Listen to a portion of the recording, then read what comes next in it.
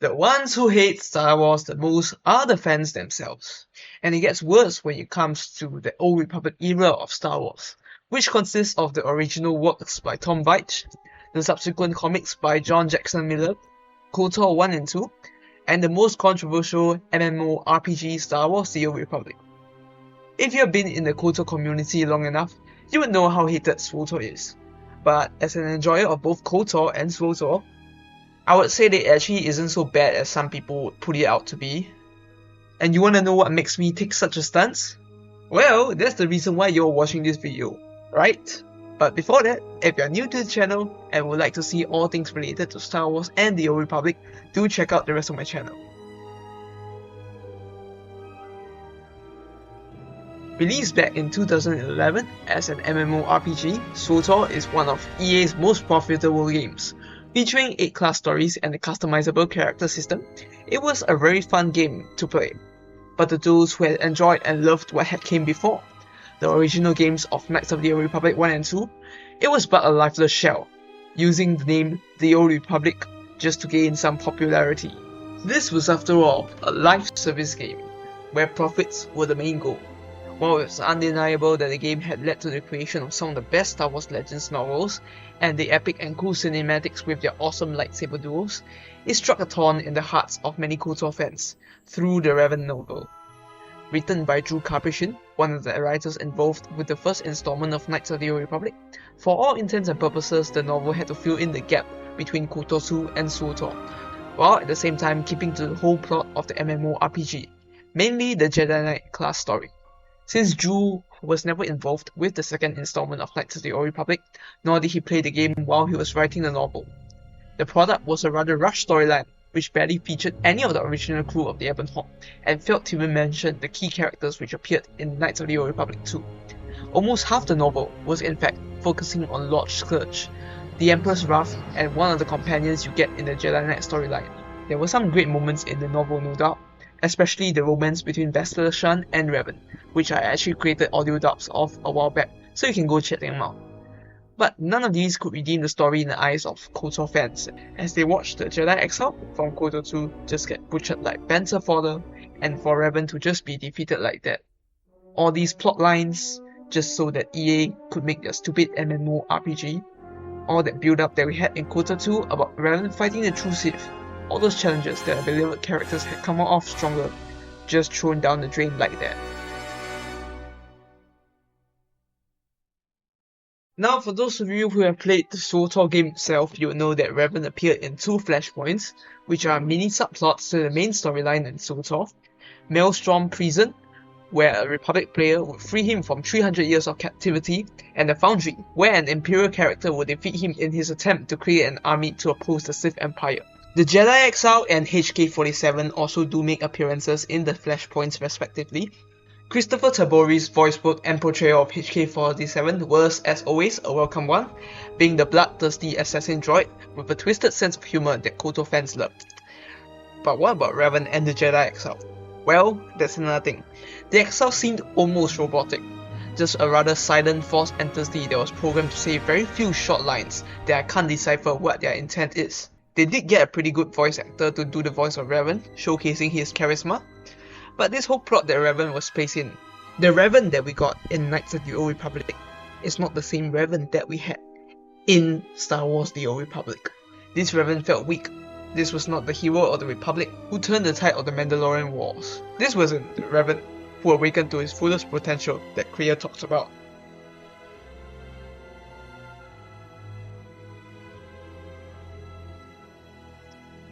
Ironically, despite the positive reception of the class stories in the base game, resources allocated to SWTOR were massively reduced, and it showed in the quality and scale of their expansions. Shadow of Revan, the second expansion to the SWTOR game, was no different. Of course, the things I did enjoy about the expansions was that it brought about fan favourites like Lana Beniko and Darren Shan. Revan's theme was also sweet, and the concept of the Revan Knights was an intriguing idea. That being said, it seemed like Revan was only brought in as a placeholder for a villain for the story, nothing else. The whole execution of Revan in this expansion was a rather lackluster and out-character man. Whiny and complaining, nothing like the legendary Revan we knew in KOTOR. You may argue that we are, after all, seeing only a part of Revan, as the expansion later reveals that he was split in two after he was freed. But it only goes to show how differently the writers of KOTOR envisioned Revan's character, as did the original creators of Knights of the Old Republic did.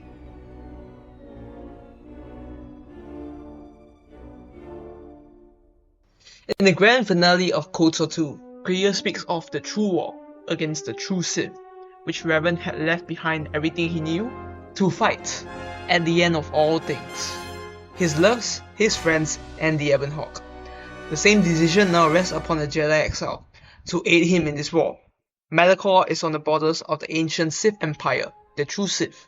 Not the Sith order of Force users who splintered off during the Jedi Schism, but the original red-skinned humanoid species that are said to be strong in the Force and possess powers people could only dream of having. Even though some aspects of the Sith Empire that we see in KOTOR fulfill some of the criteria, a vengeful people planning to retake their place in the galaxy, recapturing former planets that they owned such as Korriban, it is a far cry from what Chris Avellone had originally envisioned for KOTOR 3, if there was ever such a thing.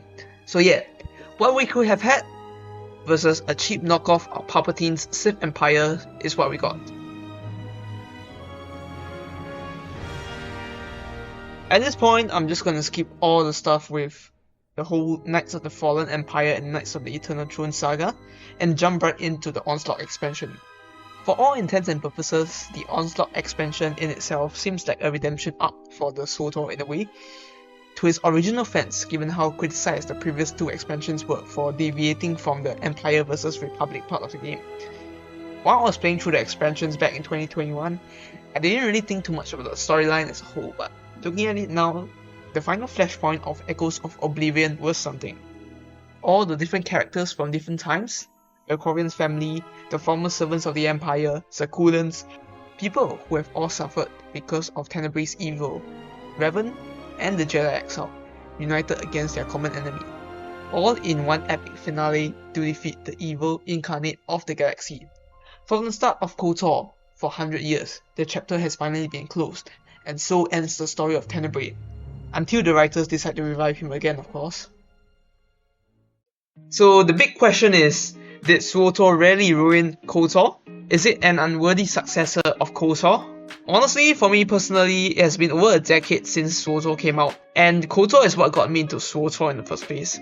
To some degree, I do think that Echoes of Oblivion is just Star Wars Episode 9 done correctly, and done much better. Not to say that I forgive any of the stuff that KOTOR did with KOTOR. I do think that KOTOR deserves some recognition, as it does have the potential to bring some fans to know Knights of the Old Republic 1 and 2 as well. And I feel like this discussion in this chapter has been closed long ago. With all the recent troubles surrounding the remake, I don't really think it's worth it to be too caught up over something that has happened over 10 years ago. Just enjoy what we had, those games were phenomenal, and just let anyone enjoy what they like.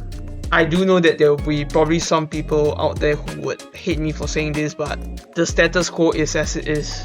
But as always, thanks for listening to the end, and may the Force be with you.